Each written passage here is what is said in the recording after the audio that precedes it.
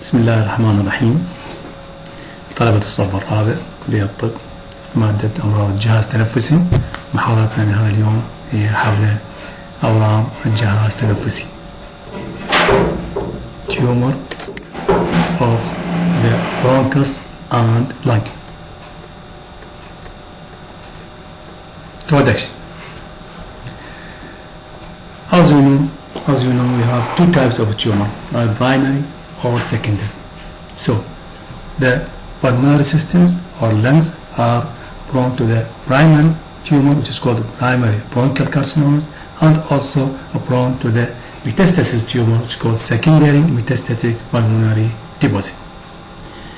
The great majority of tumors in the lungs are primary bronchial carcinoma. So, the primary bronchial carcinoma, it is the major type of tumor of the lungs.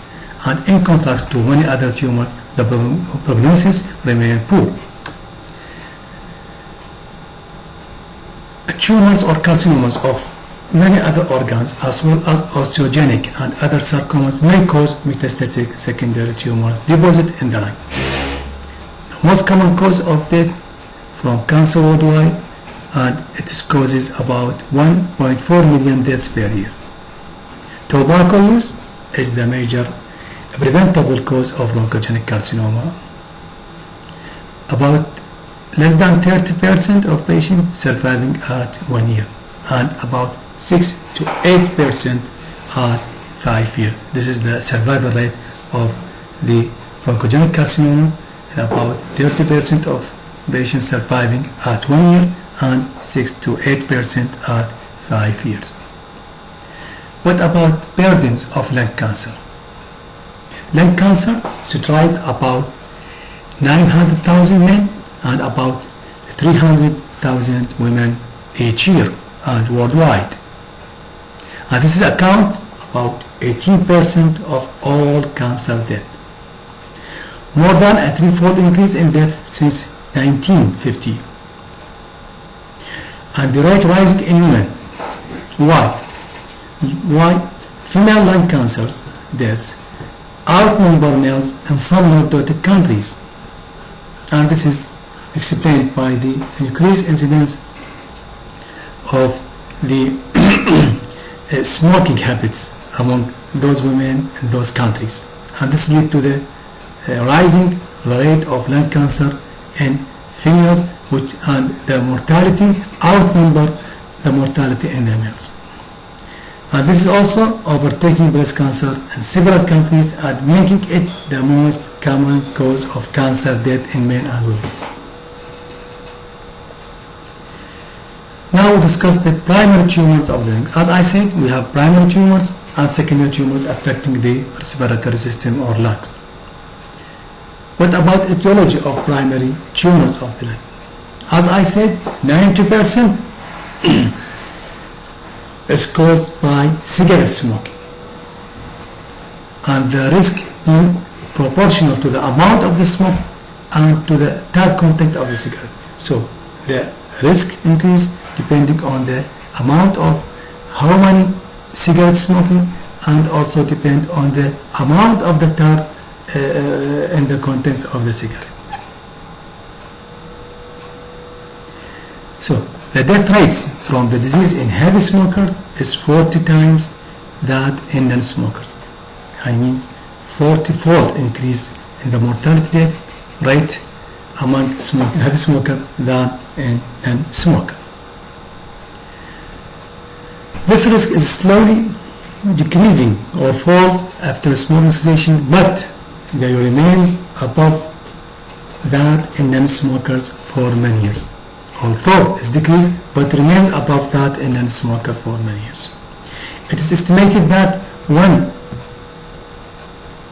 in 2 smokers dies from a smoke-related disease, about half in middle age. Also, we have what is called, those are called active smoker, but we have what is called passive smoking. So the effect of passive smoking is more difficult to quantify, but it is currently thought to be a factor in about 5% of all lung cancer death. So the passive smoking comprises 5% is responsible for about 5% of all lung cancer deaths. Other risk factor is exposure to the naturally occurring radon, and this is also considered a risk factor. The incidence of lung cancer is slightly higher in urban than rural dwellers, and this may reflect the differences in atmospheric pollution, including tobacco smoking or occupations, since a number of industrial materials, asbestos, silicate, beryllium, cadmium, and chromium, are associated with lung cancer, and this is due to the differences in the atmospheric pollution, because the pollution is less in rural areas than in urban areas. More details about our topic today is the bronchial carcinoma.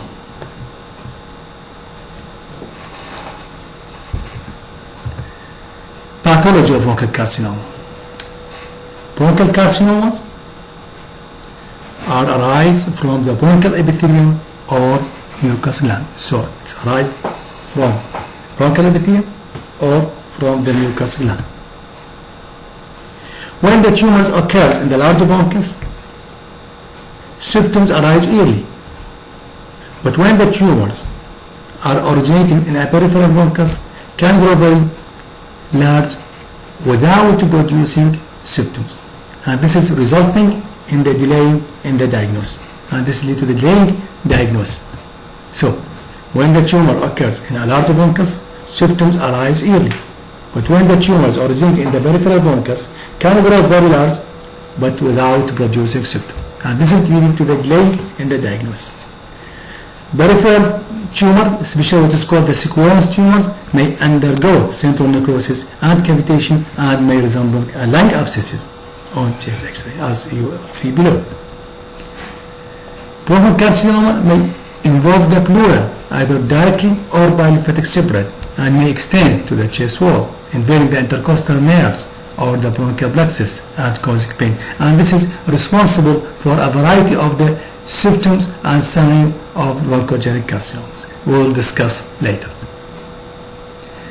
On the other hand, lymphatic separate to the intestinal and supraclavicular lymph nodes frequently causing occurs prior to the diagnosis.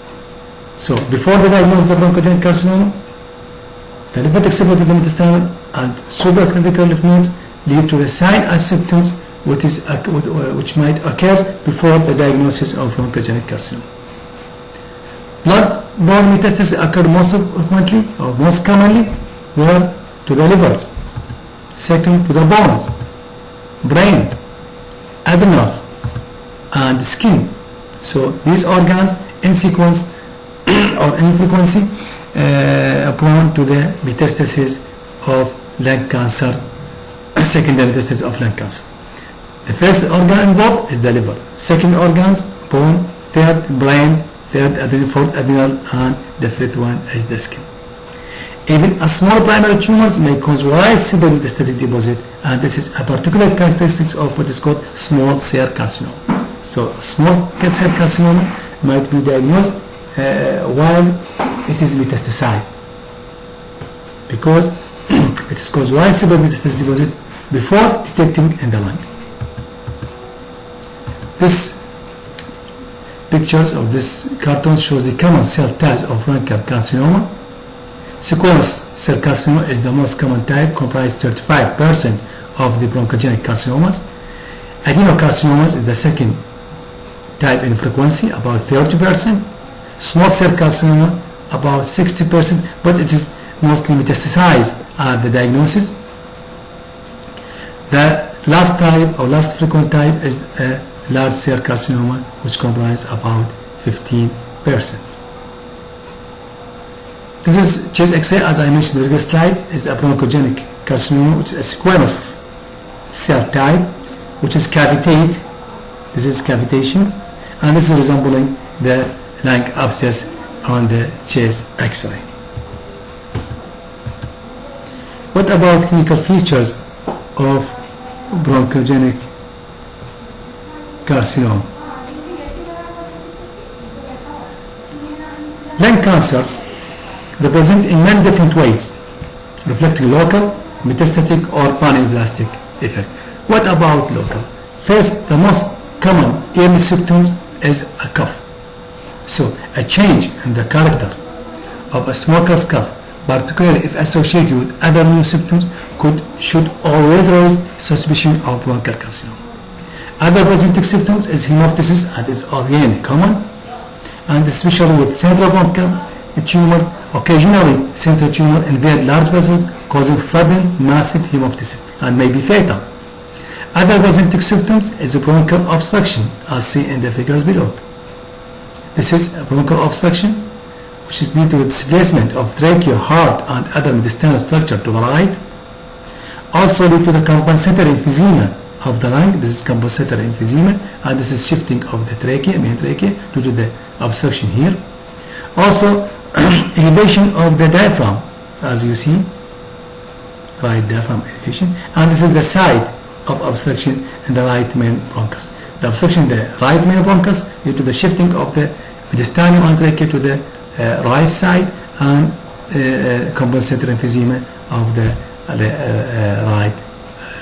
of the left lung.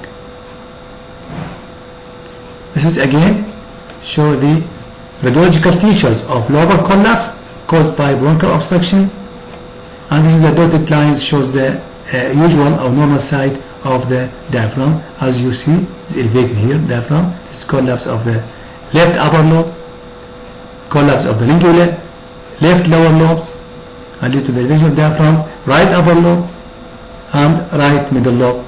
This is the radiological features of lobar collapse causing by bronchial carcinoma. What are the causes of large bronchial obstruction? We have common causes and rare causes. Common causes include, as mentioned, bronchial carcinoma or adenoma. Adenoma is a benign tumor. Enlarged tracheobronchial lymph nodes, malignant or tuberculous, inhaled foreign bodies, especially right lung and in children, bronchial cast or plaque consisting of inspissated mucus. Inspissated means in Arabic يابس متيبس يعني. Inspissated mucus or blood clot.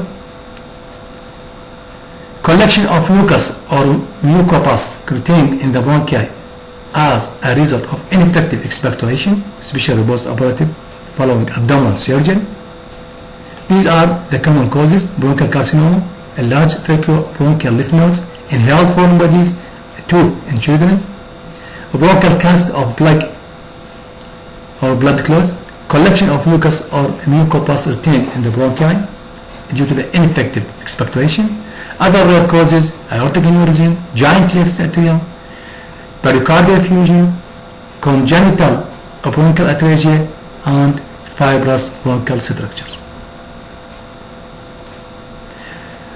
Other presentation of bronchogenic carcinoma: patient might present with unilateral wheeze, and this is due to the partial bronchial obstruction due to the unilateral wheeze.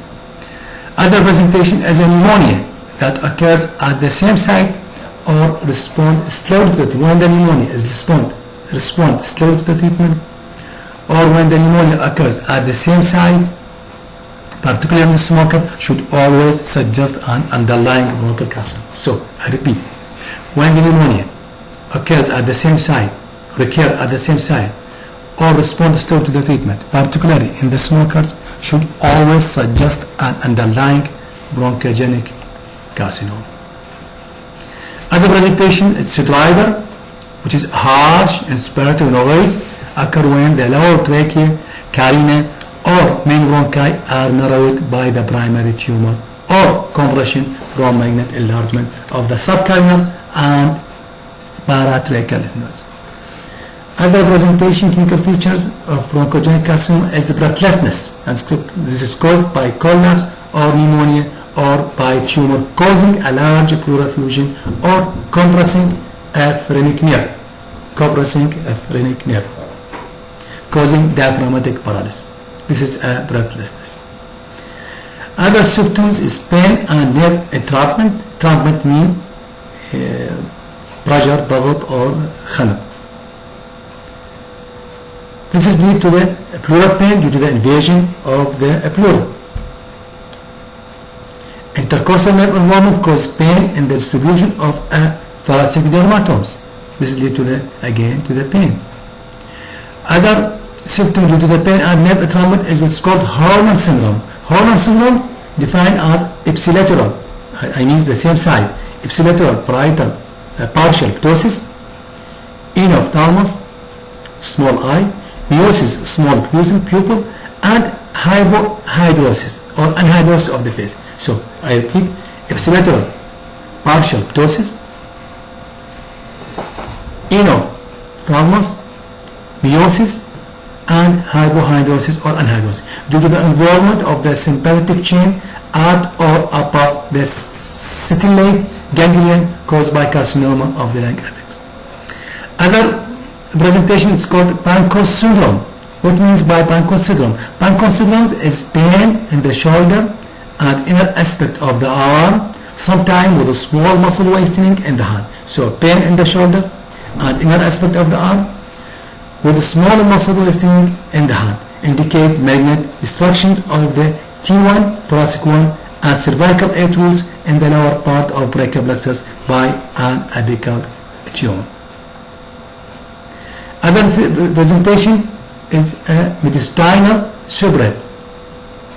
When the tumor metastasizes to the mediastinum, might involve the esophagus causing dysphagia, might involve the pericardium, arrhythmias and pericardial effusion, superior vena cava obstruction by malignant nodes causing suffusion, and swelling of the neck and face, conjunctival edema, headache, and distal veins, distended veins on the chest wall, and in most commonly due to the bronchial carcinoma. Involvement of left recurrent laryngeal nerve due to the vocal cord paralysis and the alteration of the voice to the what's called bovine cough. Other supraclavicular lymph nodes may be palpably enlarged if so a needle aspiration may provide a simple means of cytological. Other metastatic subred, this may lead to the focal neurological defects, epileptic seizures, personality changes, jaundice, bone pain, or skin nodule. This digital other presentation is digital clubbing, or what is called the hypertrophic pulmonary osteoarthropathy, which is called HBO, is again a metastasis. And on X-ray shows subperiosteal new bone formation.